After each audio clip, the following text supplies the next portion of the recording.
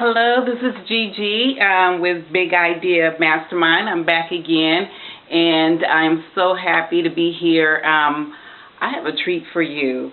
But first of all, I want to know, how are you doing today? I hope you're having a good day, because if you're not, you will, because I have something great I want to share with you.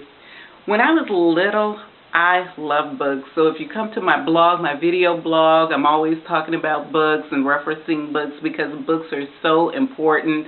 I remember when I was in elementary school, one of the trips would be to go to the library.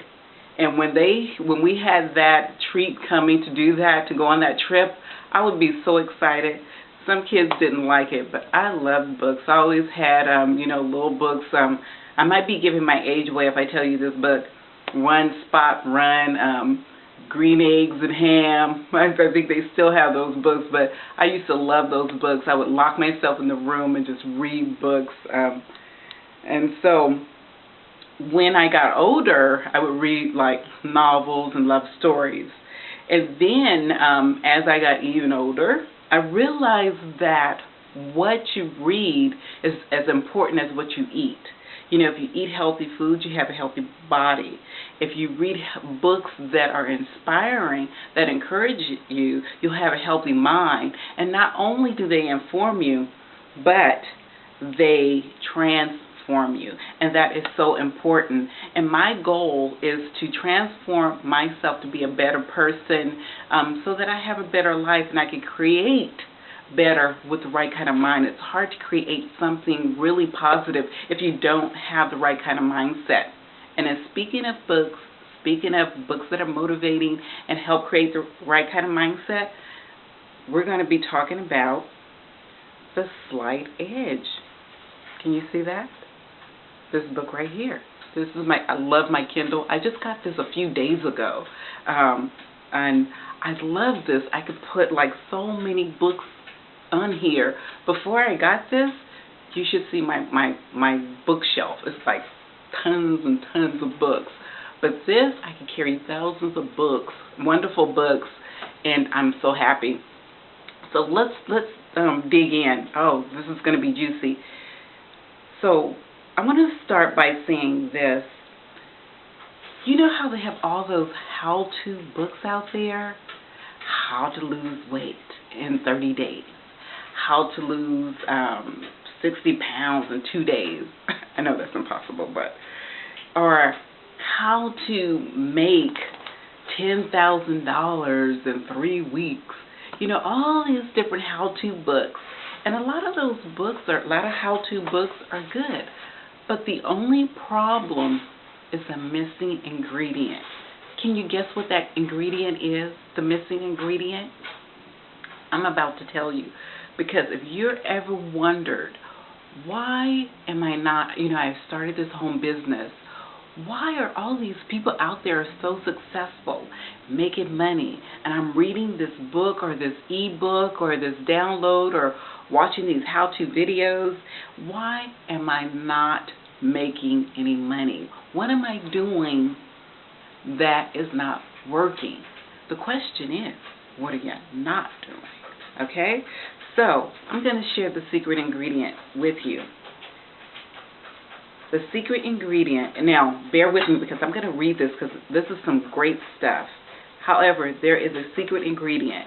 There is a secret that, once you know it, will cause you to find those answers, apply them, live them, and achieve those results you want. Isn't that awesome? The secret ingredient is your philosophy. That was simple, huh? Gigi, philosophy? I thought you were going to tell me something deeper than that. But it is true. Our minds, and I keep going back to the mind because it's so important.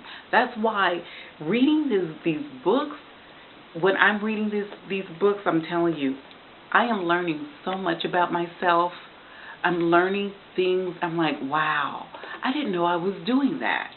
Wow, I didn't realize that I was stopping myself from doing certain things and becoming successful.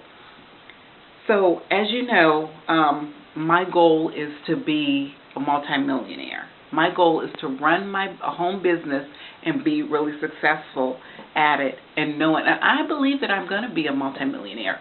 But the only thing is I have to get rid of some of those philosophies that's in my subconscious, that has been embedded in me since growing up, right? So he says that this isn't about self-hypnosis. You can't hypnotize yourself. You can't read. There's no hocus pocus. And he goes, what successful people are doing is that it's their attitude behind what they do, when they do something, having the right attitude, and taking simple steps. Taking simple steps on a daily basis. Simple steps on a daily basis. I talked about that in my last video, in my last blog, about the importance of simple steps, being consistent.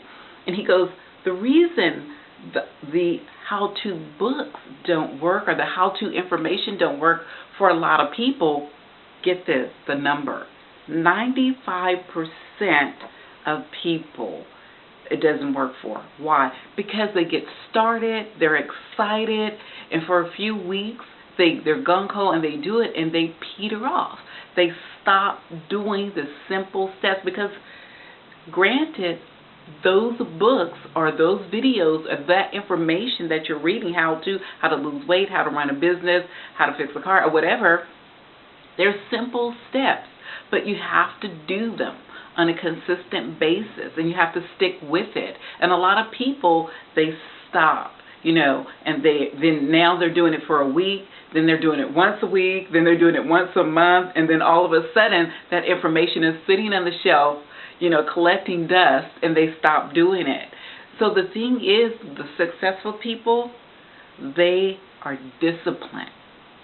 That wonderful word, discipline, that 95% of the people who are not. So that leaves 5% who are successful, who are making the big money, who are, athletes. Another thing is he talked about failing.